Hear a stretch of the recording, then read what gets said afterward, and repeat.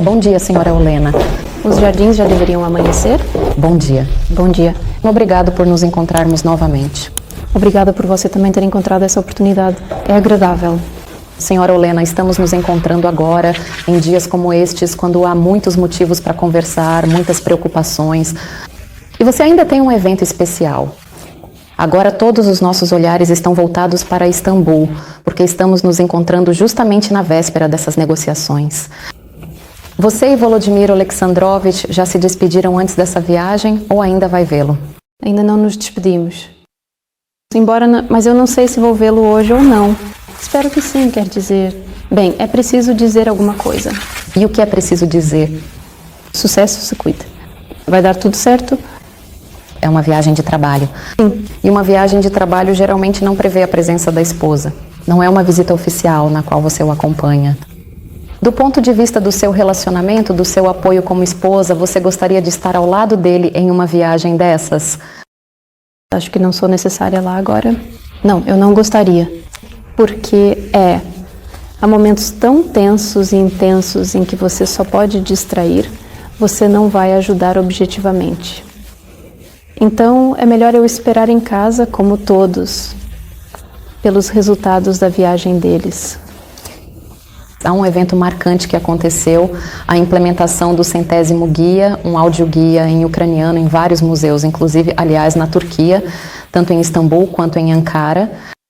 Lá é onde há mais deles do que em qualquer outro lugar. Diga, por favor, qual exatamente foi o guia que se tornou o 100º, esse comemorativo?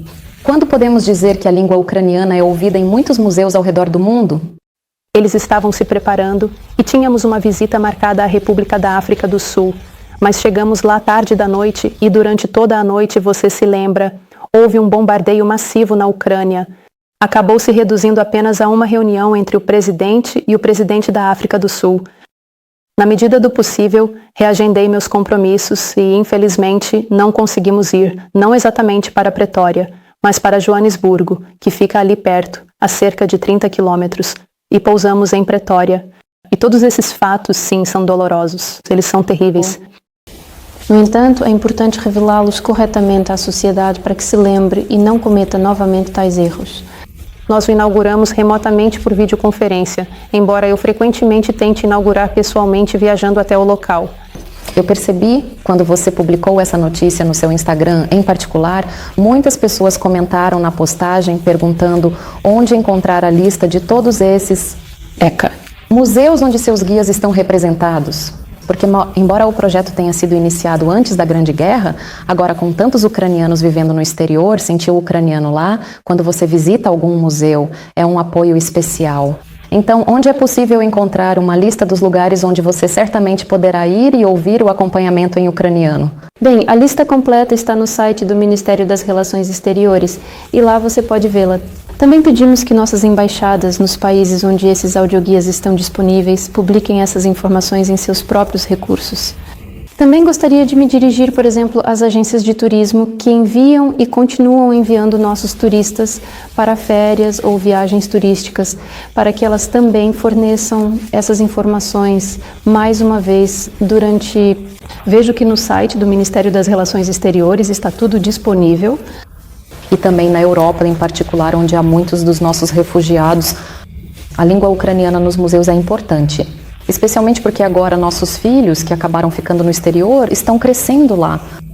E o que ouvimos das nossas mães que estão lá é que, considerando o ambiente e as circunstâncias, muitas vezes elas ou esquecem a língua ucraniana ou não têm a oportunidade, especialmente aquelas que vieram de regiões predominantemente russófonas, de continuar praticando o ucraniano lá. O quanto é importante para nós agora criar uma geração de crianças que fale a língua ucraniana? Claro, é muito importante. Durante as minhas viagens, vejo como as nossas crianças se assimilam rapidamente, como os professores estrangeiros as elogiam por aprenderem línguas estrangeiras muito rápido. Na França, por exemplo, havia uma escola que visitamos com um intervalo de 1 ano e meio ou 2. E eu vi as mesmas crianças que no início estudavam em uma turma preparatória e depois já estudavam em uma turma com outras crianças francesas. O quanto o conhecimento delas de francês havia crescido. E em Londres, no Reino Unido, também vi nossas crianças que falam inglês com um sotaque londrino maravilhoso. Mas não queremos de jeito nenhum que eles percam suas raízes e que tenham a oportunidade de se comunicar em ucraniano. E aqui também existem, me parece, alguns caminhos. Em primeiro lugar é a consciência dos pais, claro. E em segundo lugar, nós também tentamos criar projetos que ajudem nisso. Desde o início da invasão em grande escala, tivemos um projeto em que distribuímos livros ucranianos para crianças. Um projeto exclusivamente infantil. Ou seja, o livro ucraniano seguia as crianças que deixaram seu país apenas com uma mala. Naquela época, né, havia muitos assim.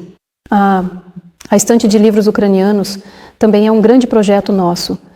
Nós abrimos estantes de livros em bibliotecas, em várias bibliotecas. Aliás, já temos mais de 240 delas. São 57 países e até mesmo bibliotecas da Unesco. E lá também há literatura infantil. E esse projeto também tem mais uma missão, a divulgação em geral da literatura ucraniana, da língua ucraniana e do conhecimento sobre a Ucrânia.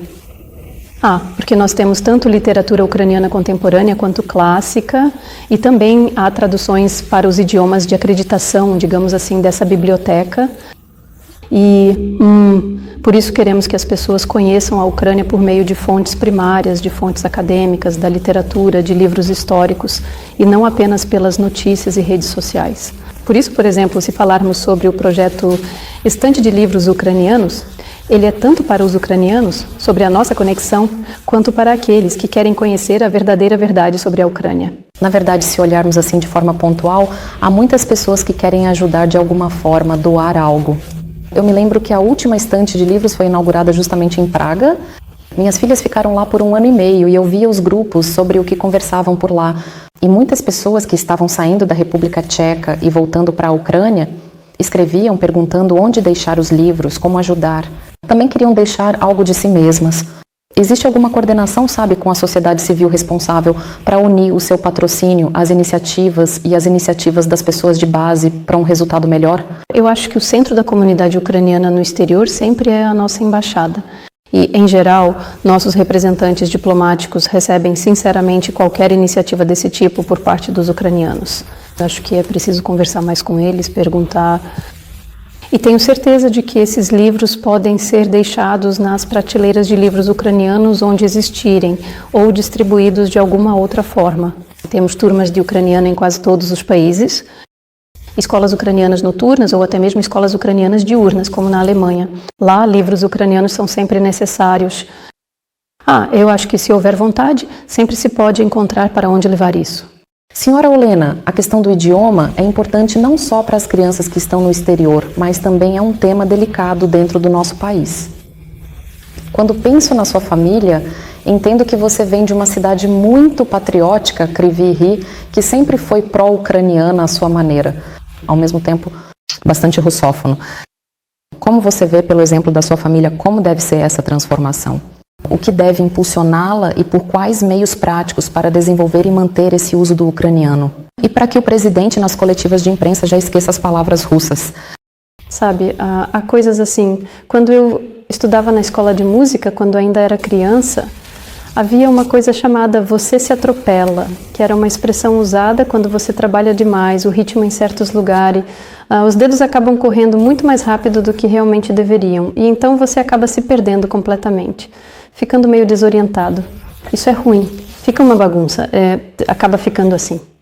Aqui também pode acontecer essa bagunça às vezes quando você se esforça demais, em primeiro lugar. Em segundo lugar, realmente, o passado não pode ser apagado, infelizmente. Mas já é como é. Tenho certeza de que o ucraniano do presidente está melhorando muito rápido e está cada vez mais presente. Na nossa família, ela ocupa, de fato, muito mais tempo do que qualquer outro idioma que costumamos usar diariamente. Embora nossos filhos aprendam línguas estrangeiras, sempre tentamos falar mais em ucraniano. Nossos filhos, 100%, e não falo apenas dos meus filhos com Volodymyr, mas de toda a nova geração de ucranianos, estarão mais imersos no ucraniano e saberão menos daquilo que não precisam saber. Acho que precisamos de tempo, paciência e apoio mútuo. E muitas pessoas, por causa disso, sentem resistência. Apoiar uns aos outros, não ter medo de errar. É como mudar para uma alimentação saudável. Ainda existem muitos maus exemplos, mas todos sabem que a alimentação saudável é certo e benéfico. Às vezes a gente escorrega. Mas algumas pessoas escorregam e outras nem querem tentar mudar porque é difícil para elas e se sentem desconfortáveis. Ouvimos a mesma coisa em muitas discussões sobre língua. É difícil para mim, eu não quero, porque eu deveria. Eu só acho que com o tempo haverá menos delas. Elas vão ver que isso é mais saudável.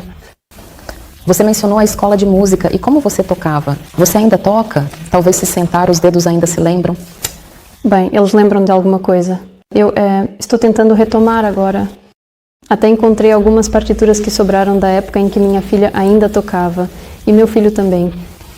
Eles, por um breve momento na vida deles, também praticaram, mas desistiram rapidamente, diferente de mim. Algo sim, algo fica, mas isso não se compara ao que era antes. E quem são seus ouvintes agora, seus parentes? Eu toco com fones de ouvido para que ninguém ouça. Como assim, com fones de ouvido?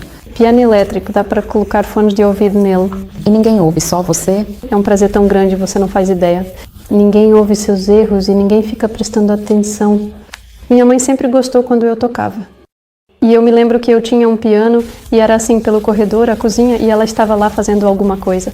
E às vezes ela olhava e ficava me observando. E isso sempre me fazia sentir tão... Mas ela olhava para dizer, Olenótica, aqui você desafinou? Não, era só para se orgulhar de que eu estava praticando, que eu era tão dedicada. Isso sempre me irritava. Acho que agora, se todos ouvissem, às vezes haveria comentários. Foi na guerra que você voltou para isso, para esse grande? Sim. Aliás, ao falar sobre escolas de música, muitos pais mencionaram outro problema, o domínio da cultura russa, especialmente na música. Que nas nossas escolas de música predominam as obras de compositores russos. Da mesma forma, a Rússia investiu muito dinheiro para promover tanto a cultura russa quanto a literatura, e, em particular, para que fossem estudadas em muitas universidades. A Ucrânia só agora está começando aos poucos, infelizmente, a se apresentar ao mundo. E eu sei que você também está envolvido nesse projeto de estudos ucranianos para que a Ucrânia acadêmica esteja presente para uma nova geração de estrangeiros. Do que podemos nos orgulhar agora? Podemos nos orgulhar disso. E a principal ideia da coalizão é justamente unir todos esses grupos que já existem hoje para ajudar a crescer e fortalecer aqueles que ainda são pequenos e também criar novos grupos. Isso deve acontecer especialmente em universidades, onde for possível, onde for apropriado e onde houver realmente uma vontade genuína e interesse das pessoas envolvidas. Romanuk. Senhora Olena, quando falamos em criar, o que isso significa? Que podemos recomendar ali o nosso professor ou o nosso programa ou até mesmo o financiamento para garantir que esse curso realmente aconteça? Romaniuk. Com o último é o mais difícil, claro. Bem, em geral existe uma coalizão, certo? Uma equipe da coalizão que desenvolveu vários formatos para que as universidades possam aderir e participar, desde os mais inclusivos até os mais restritos. Eles entendem melhor esses detalhes, já que são acadêmicos. No entanto, eu posso, por exemplo, mencionar a renomada Universidade de Georgetown, em Washington, que, na Walsh School of Foreign Service, propôs recentemente criar uma nova vaga, uma posição permanente para um professor de estudos ucranianos, e isso é um excelente passo, porque, de fato, temos pouquíssimas dessas posições disponíveis. Os ex-alunos dessa universidade também se juntaram e participaram do processo com entusiasmo, incluindo ambos os membros proeminentes da família Clinton, e eles mesmos lideraram pessoalmente a ampla campanha de arrecadação de fundos para financiar e apoiar essa importante posição. Portanto, podem existir diferentes formatos. Às vezes, as próprias universidades financiam isso, outras vezes procuram patrocinadores e mecenas. E a diáspora ucraniana, aliás, sempre nos ajuda em todos os lugares, especialmente nos Estados Unidos e no Canadá. Quanto às fontes acadêmicas e como exatamente isso é formado, acredito que isso deve, é claro, vir da própria Ucrânia. Ou seja, sobre o que se basear e quais direções escolher para o desenvolvimento desses estudos. Acho que é justamente essa coalizão que, em conjunto, acabará criando toda essa infraestrutura necessária. Gostaria de acrescentar que um componente importante dos estudos ucranianos, e enfatizamos isso, deve ser, em particular, os estudos sobre os tártaros da Crimeia. Romaniuk. Porque mesmo em universidades onde já existem estudos ucranianos, isso ainda é insuficiente. Queremos lembrar a todos que a Crimeia faz parte da Ucrânia e que o povo tártaro da Crimeia também deve ter a oportunidade de falar sobre si mesmo dentro do âmbito dos estudos ucranianos. E também há trabalho a ser feito ali para recuperar do domínio russo aquilo que de fato é ucraniano, porque sabemos de vários escritores, artistas e historiadores que por algum motivo são considerados russos. Sim, e lá, claro, estudava-se principalmente o russo. Romaniuk. Bem, desde o início da guerra em grande escala, do ponto de vista da representação no espaço acadêmico dos Estados Unidos, todos nós ficamos muito felizes que Timothy Snyder fez um grande trabalho de divulgação, tanto no YouTube, Romaniuk, e diretamente em seu curso contando sobre a história ucraniana, e também escreveu e publicou um livro. Agora Timothy Snyder disse adeus à América por enquanto e foi para o Canadá após a chegada da nova administração. Nós temos alguém nos Estados Unidos que possa substituir Snyder, um grande amigo da Ucrânia, como nosso embaixador e divulgador da nossa história. Romaniuk. Bem, dizem que ninguém é insubstituível, por um lado, mas por outro lado, Snyder continuará sendo nosso amigo, não importa onde ele esteja baseado. Você viu ele? Romaniuk, sim, e eu tenho certeza de que Serhiy Plokhy não é menos influente. Nesse campo é um jogador tão importante quanto Timothy Snyder. Novamente, agora estamos aguardando para ver quem irá liderar os estudos ucranianos na Universidade de Georgetown. Talvez seja uma pessoa extraordinária mas me parece que o Timothy, ele é tão carismático. Realmente uma pessoa tão carismática que não é preciso competir com ele, é preciso potencializar o que ele faz.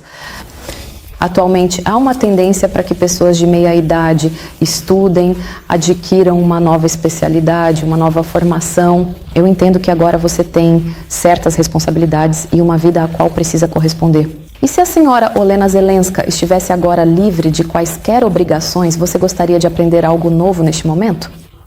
De quais dessas matérias você gostaria de incluir no seu cronograma? De qualquer uma delas? Para ser sincero, ainda estou estudando. No ano passado, concluí um curso. Estou muito feliz que isso tenha acontecido. A Escola de Arquitetura Estratégica da Escola de Negócios Kyiv Mohyla. E lá, junto comigo, muitas pessoas que eu acho que você conhece, também fizeram esse curso, receberam seus diplomas e continuam seguindo em frente. Como primeira-dama, eu também continuo estudando e temos uma ótima novidade. Temos uma cúpula de primeiras damas e cavalheiros e nossa equipe de trabalho da cúpula criou, na minha opinião, um formato interessante para nossa colaboração e aprendizado. Ao mesmo tempo, recorremos à Academia Diplomática de Viena para que nos oferecessem um curso rápido, de 2 dias, sobre as áreas que nos interessam.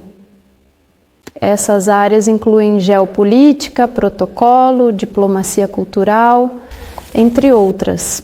Olha, pessoas que já não estão no primeiro ano e você já está há 5 anos exercendo as funções de primeira-dama, você acha que ainda tem algo a aprender em protocolo? Eu tenho certeza de que sempre há algo a aprender. E, em segundo lugar, cada um de nós tem sua própria perspectiva sobre o que fazemos. Não existe nenhum tutorial ou manual sobre o que você deve fazer e de que maneira. Há uma quantidade enorme de informações vindas de diferentes lados e às vezes elas se contradizem. As fontes nem sempre coordenam seus esforços, por isso é sempre interessante.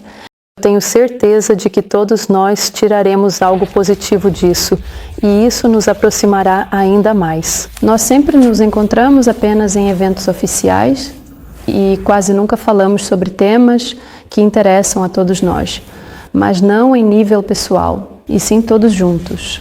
Sabe, uma discussão em que todos possam se expressar, dar sua opinião e fazer perguntas. Há poucas oportunidades assim.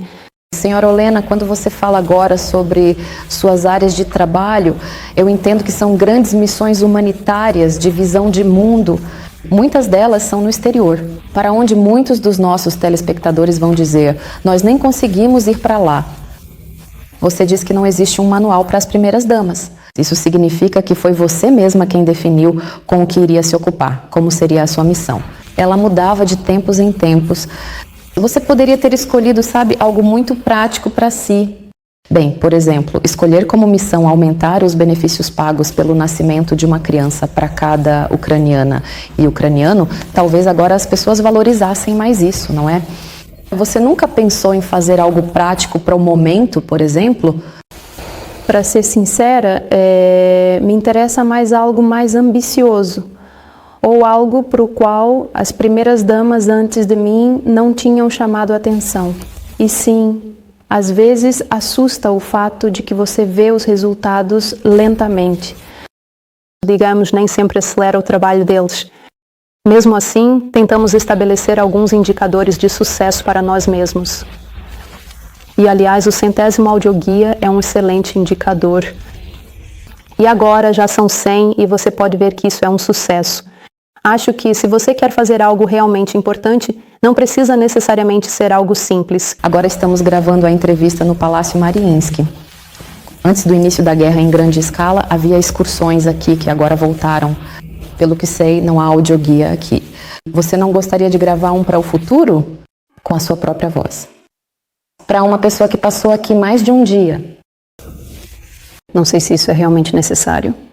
No entanto, como continuação do projeto de audioguias, muitos profissionais de museus no exterior com quem trabalhamos perguntam: vamos fazer algo na Ucrânia? Bem, na verdade, não são tanto profissionais de museus, claro, mas representantes dos países com os quais mantemos contato. Queremos audioguias em nossos idiomas nos museus da Ucrânia. Esse é um outro projeto. É algo sobre o qual precisamos pensar separadamente, mas me parece que isso merece atenção. Senhora Olena, enquanto nos preparávamos para a entrevista, ajustando a câmera aqui, notamos o quadro que está pendurado aqui. E embora a decoração aqui tenha mudado um pouco, reconhecemos que foi exatamente debaixo deste quadro que sentaram os presidentes europeus. Sim, nesta foto. Naquela foto, e também foi de lá que ligaram para o Trump. Por isso, sugerimos que para o próximo tour, caso algum dia você tenha outro no Palácio Mariinsky, vou escrever aqui. Aqui ligaram para o Trump. Ótima ideia. A propósito, falando do Trump, senhora Olena, diga, por favor, o Salão Oval. Onde você assistiu? Em casa. O evento em si, que foi transmitido ao vivo, eu não assisti. Eu estava ocupado em outro lugar. E tive muita sorte, porque acho que naquele momento específico teria sido bastante difícil para mim lidar com tanta tensão. E fiquei aliviada, graças a Deus, que a reação foi a mesma que a minha. Não quero... E qual foi a sua? Bem, acho que você sabe, é complicado. Compaixão e apoio ao presidente, porque foi muito difícil aguentar isso. Conhecendo o caráter dele, eu entendia o quanto ele estava se segurando. E isso foi corajoso, e ele aguentou tudo. As pessoas te escreveram, pegaram o telefone quando viram o que aconteceu. Eu te liguei. E ele atendeu o telefone? Sim. E o que disseram para ele? Tudo bem. Essa foi a sua palavra? Não, eu não disse isso para ele. Eu perguntei, e aí, como você está? Ele disse, tudo bem, está tudo bem. Estamos trabalhando, por enquanto é isso. Bem, ele é resiliente. Mas ele foi como você esperava que ele fosse. Ele não te surpreendeu com isso? Não. Esse era o Volodymyr Zelensky. Pois é. Eu não sei como eu teria me comportado. Eu acho que eu teria reagido de forma mais emocional do que ele. E em algum momento, mesmo revendo, sabendo como tudo terminou, você não achou que isso poderia completamente sair do controle? Não. Que alguém se levantasse e fosse embora. Ou seja, você pensou que... Existem algumas questões diplomáticas. Tudo estava fora dos protocolos diplomáticos. Em outras palavras, não foi nada como costuma ser. No entanto, ele tem essa responsabilidade. Eu tinha certeza de que ele realmente não conseguiria simplesmente se livrar dessa tensão e sair. E vocês, como família, sentem que agora esse peso da responsabilidade já atingiu o ponto mais alto? Ninguém sabe ao certo quando esse ponto mais alto realmente chega. Já tivemos muitas dessas sensações com você ao nosso lado.